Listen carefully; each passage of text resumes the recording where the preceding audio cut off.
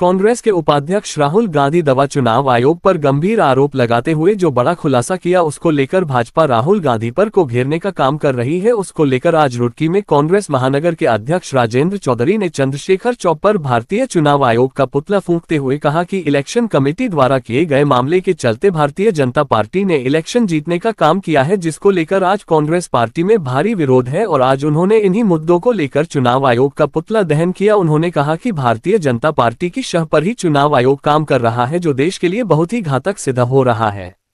Bharatiya Janata party जो है सरकार में अगर इल्जाम नहीं है, इल्जाम होता है वो अगर झूठ में लगा दिया जाए, जिसका कुछ सबूत ना। पिछले इलेक्शन से हम 2019 से इस चीज में लगे हुए पकड़ते धीरे धीरे धीरे इस चीज को ओपन किया। चुनाव आयोग से शिकायत ये है, चुनाव आयोग सरकार का पिट्ठू बन गया। स्वतंत्र एजेंसी अगर इस तरीके से करने लगेगी तो डेमोक्रेसी बचाना मुश्किल हो जाएगा। ये जो लड़ाई आज राहुल गांधी जी लड़ रहे हैं, ये पार्टी विशेष की लड़ाई नहीं है, ये जनता की लड़ाई है, ये आम नागरिकों के हितों की लड़ाई है। अगर वोट चोरी करके फर्जी वोट से सरकारें बनने लगेंगे या कैंडिडेट जीतने लगेंगे तो ये तो डेमोक्रेसी खत्म करने वाली बात है। हमारी लड़ाई यही है कि वोट चोरी कम होनी चाहिए। वो किसी भी उसमें कोई जीतता हो या हारता हो, उसमें राहुल जी ने यह नहीं कहा कि कांग्रेस जीतती है या कांग्रेस हारती है। ये लड़ाई आम जनता की लड़ाई है, आम लोगों के हितों की लड़ाई है, इसलिए इसमें आम जनता को जुड़ना पड़ेगा। हमने पिछले जिला पंचायत में देख दिया, जहाँ ARO ने अपनी मर्जी से किसी को सर्टिफिकेट दे दिया, जिला पंचायत जिता दिया। नगर पंचायत में हमारे भगवानपुर में धान से 5 बजे के बाद पुलिस ने लाठीचार्ज कर दिया गेट बंद करने के बाद। ये वो काम है जो कभी शरारती तत्व करते थे, किसके सहारे पे ये चीज होती है।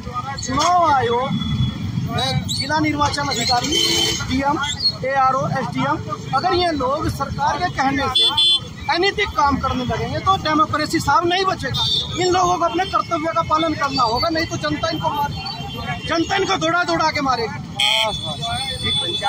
कांग्रेस के पूर्व अध्यक्ष माननीय राहुल गांधी जी की ने और उनकी टीम ने एक लंबे समय तक पूरा सर्वे करने के बाद मैं सबूत किया, इलेक्शन कमीशन की हेराफेरी को प्रेस कॉन्फ्रेंस के माध्यम से उजागर किया, जिसमें उन्होंने ऐसे सबूत दिए कि एक कमरे में 80 वोट है, एक बाप के 42 बच्चे हैं जिसकी खुद उम्र 52 वर्ष है और उसके बच्चों में 6 महीने, 5 महीने, 8 महीने का डिफरेंस है।